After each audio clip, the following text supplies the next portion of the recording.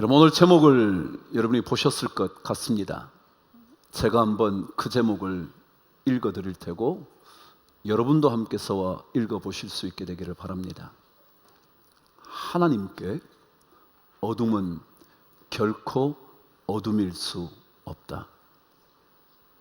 시작. 하나님께 어둠은 결코 어둠일 수 없다. 이런 말이 되나요? 논리적으로 딱 들어맞나요? 어둠이 어찌 어둠일 수 없습니까? 어둠은 어둠이지 어둠이 아닐 수 없지 않나요? 그런데 이 명제 앞에 한 중요한 단어가 적혀져 있음을 알고 있죠. 그게 뭐라고요? 하나님께 라는 겁니다. 그렇습니다. 하나님께는 어둠이 어둠일 수 없습니다. 아무리 짙은 어둠이어도 하나님께 오기만 하면 그 어둠은 어둠일 수 없습니다. 이 이야기를 들으시면 다 아는 이야기일 겁니다. 요셉의 이야기 말이죠. 사랑받던 아들 하나가 형제들의 미움을 받아 이국 땅에 팔려갑니다. 머나먼 이국 땅에 팔려갔으니 아니 언어도 어쩌면 알지 못했을 그의 삶은 노예밖에 없었습니다. 그 노예의 삶 어떤 생각이 드시나요? 어둠인가요? 아니면 빛인가요? 당연하죠. 어둠이죠. 노예로 팔려간 그의 삶, 그래도 정직과 성실로 인정받기 시작했지만 정직과 성실의 결과는 또다시 감옥이었습니다. 어둠입니까? 빛입니까? 감옥에서 성실함을 또다시 인정받고 멋진 꿈의 해석으로 말미암아 살아나게 된 술 맡은 관원장은 요셉을 까마득히 잊어버립니다. 만일 기억만 해 주었더라도 요셉의 인생은 빛으로 거듭났을 텐데 감쪽같이 잊어버렸습니다. 어둠입니까? 빛입니까? 다니엘의 세 친구 마찬가지입니다.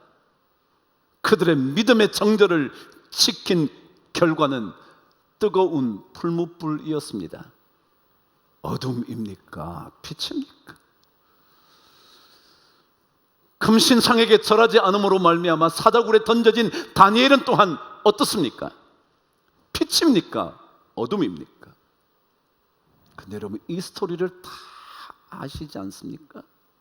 그 수많은 어두움, 막막함, 아무리 내다봐도 아무것도 보이지 않는 그 상황이 어둠이었습니까? 빛이었습니까? 여러분 하나님께는요 결코 어둠이 어둠일 수 없습니다. 하나님께는 아무리 짙은 어둠이라 할지라도 빗줄기 하나만 들어오면 밝혀지는 빛입니다. 그래서 시편 139편 12절은 이렇게 기록하고 있습니다. 한번 읽어보시죠. 시작. 주에게서는 흑암이 숨기지 못하며 밤이 낮과 같이 비추이나니 주에게는 흑암과 빛이 같다는 겁니다. 그러니 하나님께는요 어둠을 어둠이라 말할 수 없죠. 어둠이 뭐와 같은데요? 빛과 같은데. 어둠이 빛인데. 그럼 우리는요 겉으로 보이는 것만 보고 살잖아요. 그래서 저게 어둠이면 어둠이라 말하잖아요. 근데 하나님은 그렇지 않아요. 어둠을 보고도 빛이라 그렇게 말해요. 깜깜한 어둠을 보고도 아니야 저건 빛이야. 여러분 뭐라고 대답하실래요? 아멘 하실래요? 하나님 말도 안 되는 소리 하지 말아요. 어둠이 어둠이지 어떻게 빛이에요? 그러실래요? 여러분 신앙은요 어둠을 보고도 하나님께서 빗줄기 하나만 비치시면 저 어둠은 아무것도 아니야 우리가 반드시 믿어야 하는 것은 바로 이겁니다. 아무리 우리에게 어둠이 찾아온다고 할지라도 하나님 앞에 이 어둠이 다가가기만 하면 빛으로 바뀌어 버린다는 것, 아니 빛이라는 것이 어둠과 함께 오고 있다는 것. 그래서 어둠은 더 강한 하나님의 빛 앞에 아무것도 아니라는 사실 믿어야 합니다. 노아의 홍수가 끝이 아니듯 그 홍수 끝에 무지개가 우리 앞에 떠오르듯 홍해라는 거대한 바다는 하나님 앞에 아무것도 아니고 홍해가 끝이 아닙니다. 그 검푸른 바다 홍해가 끝이 아니라고요. 그 앞에 주저앉아 통곡할 이유가 아무것도 없다고요. 왜냐하면 하나님께는 어둠이 빛이거든요. 물이 거대한 벽이 되고 홍해는 갈라져 육지와 마른 땅이 되는 놀라운 기적이 하나님께 있거든요. 하나님께서 우리를 위하여 싸워주시면 애굽 군대가 무기 하나 없는 이스라엘 백성을 보면서 우리가 저들 앞에서 도망가자, 그거거든요. 그게 믿음이라고. 믿음은 논리로 사는 게 아니에요. 논리야 어둠이 어둠이지. 그런데 하나님께 가면요, 어둠은 절대로 어둠이 아니에요. 그러나 만일 하나님께 가지 못하면 짙은 어둠을 이길 힘은 어느 누구도 없어요. 바로 며칠 전에 한 일본 여배우의 죽음에 대한 기사가 났습니다. 혹시 이 영화를 보신 적이 있으신가요? Love Letter라는 영화 말이죠. 보셨나요? 1995년 그때 상영된 영화, 한국에는 1999년에 들어왔다 그러더라고요. 근데 그 영화를 보신 분은 아시겠지만 이 장면이에요. 하얀 눈이 내린 설산에서 한 여인이 소리치는 겁니다. 오겐키 데스까? 여러분, 전 일본말 잘 모르는데요, 오겐키 데스까는 잘 지내십니까? 근데 그 다음 말이었습니다. 와타시와 겐키 데스. 일본말 진짜 잘하는 것 같네. 와타시오는 나는, 겐키 데스 잘 지냅니다. 여러분, 일본의 오는요 존칭을 할 때 오를 사용합니다. 그래서 오겐키 데스까 얘기는 잘 지내고 계십니까? 존칭을 썼고요. 와타시와 나는 잘 지낸다. 나한테 어떻게 존칭을 쓰겠어요? 그러니까 나는 오 겐키 데스라고 안 쓰고 겐키 데스, 그런 겁니다. 건강하게 잘 지냅니다. 이 장면 기억하시는지 모르겠어요. 이 영화는 사랑했던 약혼남의 세상 떠난 이후에 그녀가 그를 그리워하면서 설산에서 외친 그 장면이 모든 사람의 뇌리 속에 남아 있을 겁니다. 그런데 그 여배우 주인공 이름이 나카야마 미호라는 여인입니다. 근데 그녀가 며칠 전에 자신의 자택에서 시신으로 발견됐습니다.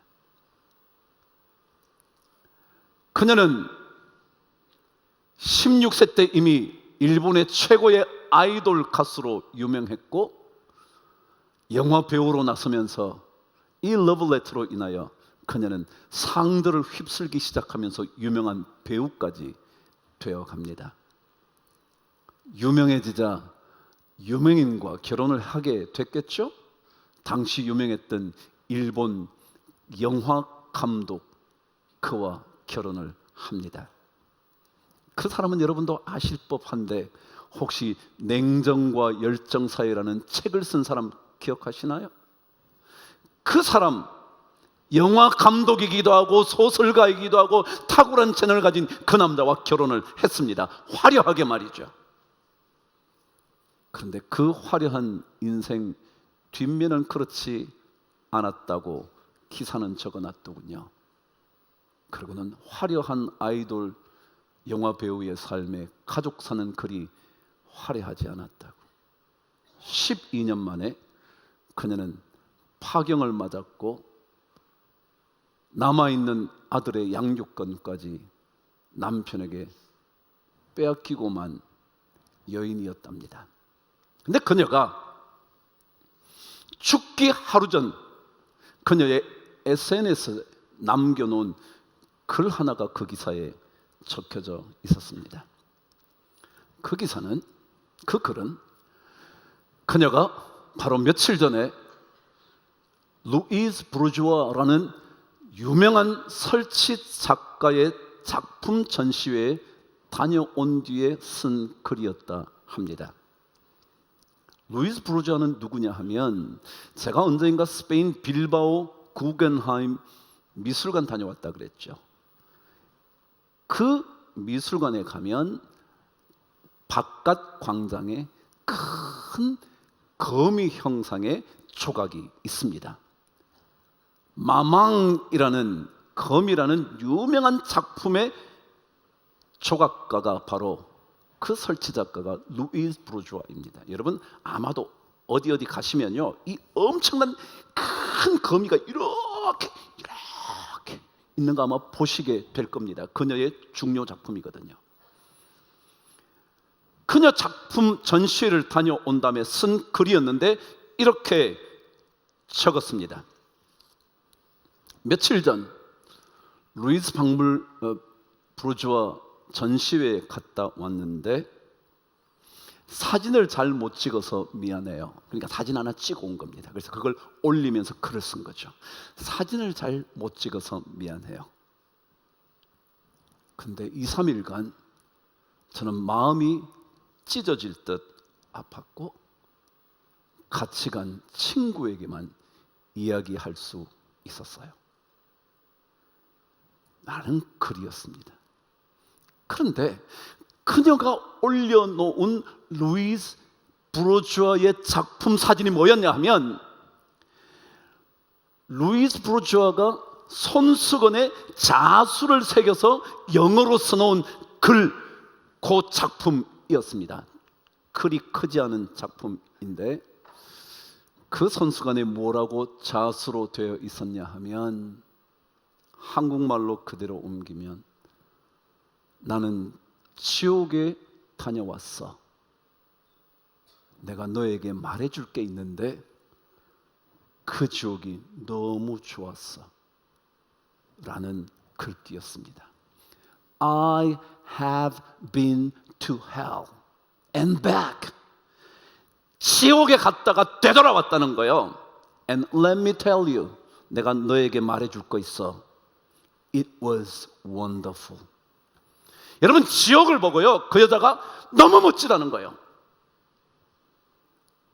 그 사진을 찍고 그 작품을 본 나카야마 미오는 죽음을 선택하고 생을 마쳤습니다. 여러분 세상에 어두면요 이기기 어렵습니다.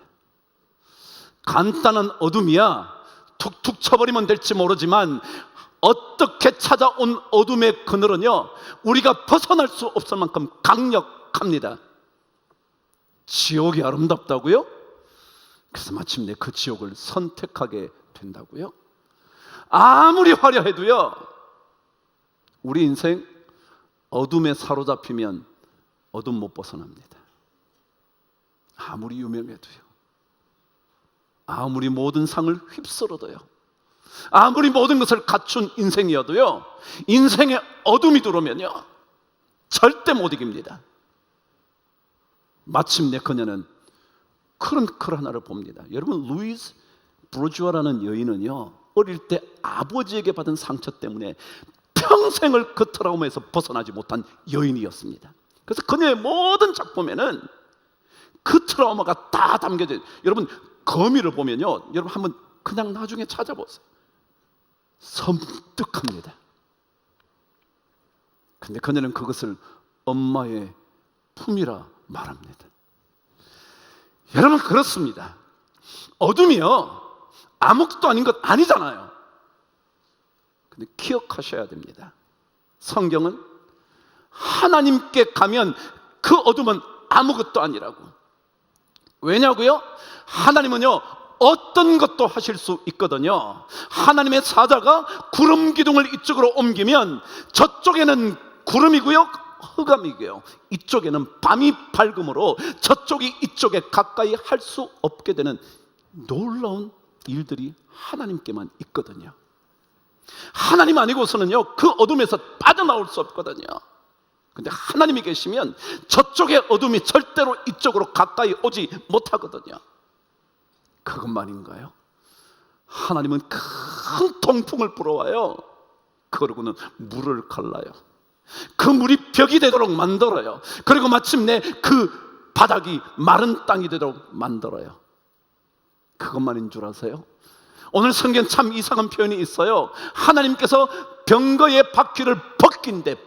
여러분, 하나님이 뭔 병거 바퀴를 벗겨요? 그런데요, 하나님의 역사가 일어나면 갑자기 바퀴가 비틀비틀하다 빠져버리는 거예요. 여러분, 그럴 수 있지 않을까요? 옛날 병거가 요즘 전차도 아닌데요, 잘 점검해 둬야 되는데 갑작스럽게 뒤따라가게 된 애굽의 군대의 병거가 제대로 점검 안 했다면 가다가 빠질 수 있지 않겠어요? 여러분, 하나님의 놀라운 역사가 일어나면요, 우리 앞에 홍해는 그들에게는 어둠이지만 우리에게는 빛이라 그 어둠이 절대로 못 와요. 어제 책 한 권 읽었어요. 그 책의 제목은 Power in Praise. Praise가 뭐예요? 찬양한다는 거예요. 찬양. 근데 이 단어는 원래 감사한다는 단어와 똑같은 단어예요. 그래서 감사와 찬양, 제가 찬양을 좋아하는 이유, 그 감사거든요. 감사. 그러니까 감사와 찬양, 그 속에 담겨져 있는 Power in Praise. 그 책에는 이런 얘기 하나가 적혀져 있었습니다. 한 여인에게 남편이 있었는데 알코올 중독이었습니다. 여러분, 알코올 중독 쉽게 해결할 수 있나요? 아니요. 밥은 못 먹어도 술은 마셔야 되는 게 알코올 중독입니다. 아무것도 안 먹어도요, 깡소주를 몇 병을 마실 수 있는 게 알코올 중독입니다. 이 여자가 진짜로 기도하고 기도했는데 세월이 지나도 안 되는 거예요. 마침내 그녀가 포기해야지, 나 안 돼. 근데 어느 날 교회에서 설교를 듣는데 목사님이 그러라는 거예요. 감사하라고. 여호와를 기뻐하고 감사하라고. 그러면서 덧붙이기를, 어떤 상황에 대해서도 그것을 그냥 감사하라고. 근데 가만히 생각해 보니까 남편 알코올 중독인데 감사할 수 있나요? 없잖아요. 그래서 자기가 생각해 보니까 한 번도 자기는 남편 때문에 감사 기도를 해본 적은 없다는 거예요. 예를 들어 이런 기도는 했다는 거죠. 우리 남편 알코올 중독에서 빠져나오게 해 주옵소서. 하나님, 이 남편 다시 살려주시옵소서. 이 기도는 했는데 감사 기도는 한 번도 해본 적이 없다는 거예요. 그래서 목사님 말을 듣고, 자, 이제 끝이니까 마지막으로 나 감사 한번 해봐야지. 하나님, 내 남편 알코올 중독인 것 감사합니다. 여러분, 이럴 수 있어요? 근데 여러분, 한번 생각해 보세요. 하나님께 제가 뭐라 그랬어요? 어둠이 뭐라고요? 빛하고 똑같다고요. 그러면 알코올 중독이라는 어둠이 빛하고 똑같아요? 안 같아요? 똑같죠. 그럼 뭐 해야 되죠? 감사해야죠. 그럼 뭐라 그랬냐면, 그동안 의사가 이 알코올 중독을 고치지 못한 것 감사합니다. 왜요? 못 고쳤으니까 이게 누구만 고칠 수 있어요? 하나님만 고칠. 그러니까 빛인 거예요. 하나님, 어떤 금주 단체도 못 고친 것 감사합니다.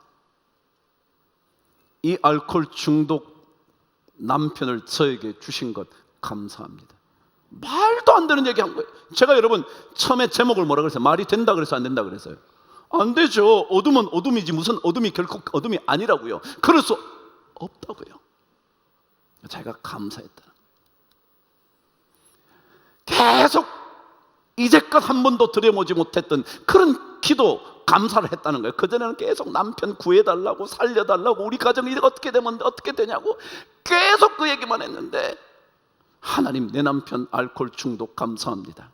의사가 못 고친 것 감사합니다. 금주기관이 고치지 못한 것 감사합니다. 계속 감사했다. 그런데 얼마 지난 다음에 남편이 갑자기 그러더래. 당신 믿는 예수 나도 한번 믿어볼까? 그러더래. 그러고 난 다음 남편이 변화됐대. 여러분, 신앙생활은요, 이성적으로 끝낼 수 있는 문제가 아니라고요. 말이 안 되지만 하나님께서 이쪽은 어둠인데 어찌 이쪽은 빛이냐고요, 여러분. 똑같은 하늘 아래 이쪽은 어둠인데 어떻게 이쪽이 빛이냐고요, 여러분. 그것도 뭐 여기 한국하고 미국이라면 또 말이나 될지 모르지만 바로 지금 가까이 있는 데서 구름 기둥 하나만으로만 어둠과 흑암이고 하나는 빛이라면 그게 말이 되냐고요, 여러분. 그런데 하나님께는 그렇단 말이죠. 그래서 신앙의 삶은 가면 갈수록 이 어둠 속에 하나님이 있어야 된다. 그거 없으면 나머지 모든 것들이 갖추어져도 어둠을 못 이긴다. 그러면 이스라엘 백성의 출애굽 때 9번째 재앙이 뭐였냐 하면요, 흑암의 재앙이었습니다.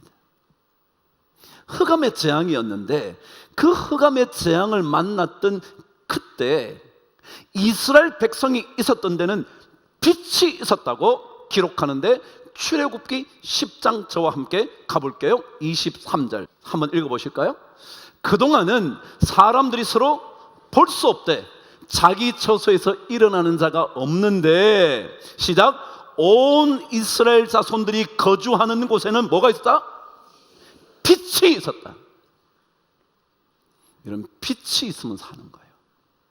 하나님의 빛이 있으면 살아나는 거예요. 그러나 만일 하나님의 빛이 없으면요, 화려한 인생의 주인공이어도 목숨 끊고 말아요. 지옥이 아름답다며 그곳으로 가버리고 마는 거죠.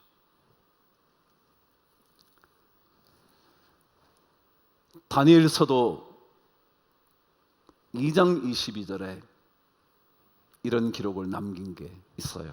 읽어보실까요? 그분은 깊고 은밀한 일을 나타내시고 어두운 데에 있는 것을 아시며 또 빛이 그와 함께 있도다. 하나님은 여러분과 저의 어둠 속에 거하는 삶을 알아요. 그런데 기억하셔야 돼요. 우리가 아무리 어둠 속에 있어도 빛이 그와 함께 있어요. 그 사람은 살아요.